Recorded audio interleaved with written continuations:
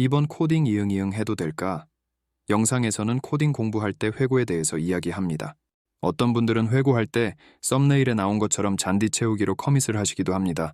과연 이 개발자 코딩 공부 회고는 어떻게 해야 할까요? 일단 회고를 왜 하면 좋은지에 대해서 말해드릴게요. 코딩 공부를 할 때 제일 어려운 건 시간이 지난 후에도 내가 어떤 개발을 했고 이런 걸 나중에 어떻게 이야기할지에 대해서인데, 회고를 하면 나중에도 쉽게 알 수 있다는 것이에요. 이런 기록면으로는 사실 코딩 블로그를 쓰시면 무척 좋지만, 그렇지 않아도 간단하게 인스타 같은 곳에 정리하거나 깃허브에 커밋을 하면 나중에도 기억할 때 좋아요. 특히 코딩 공부를 할 때 보면 정해진 방법으로 영상이나 책을 보면서 할 때도 있지만 프로젝트를 중간중간 하는 경우가 있어요. 그래서 회고를 하면 나중에도 여러분이 내가 이런 코드의 마지막으로 한 게 무엇인지 알 수 있는 거예요.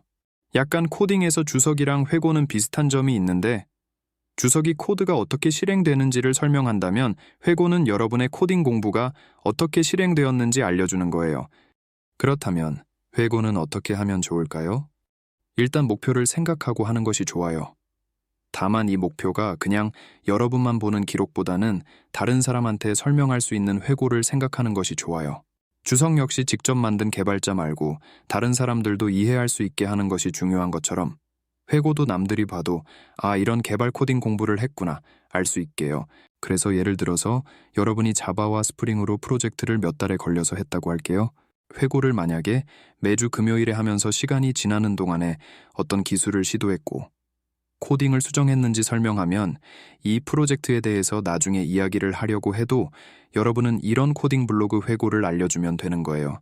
기처브에 나온 커밋들 역시 꾸준히 잔디 채우는 것도 중요하지만, 이런 잔디 채우는 커밋으로 어떤 목표를 이루었고 개발자로서 뭘 배우려고 했는지 이런 점을 생각해야 한다는 것이에요.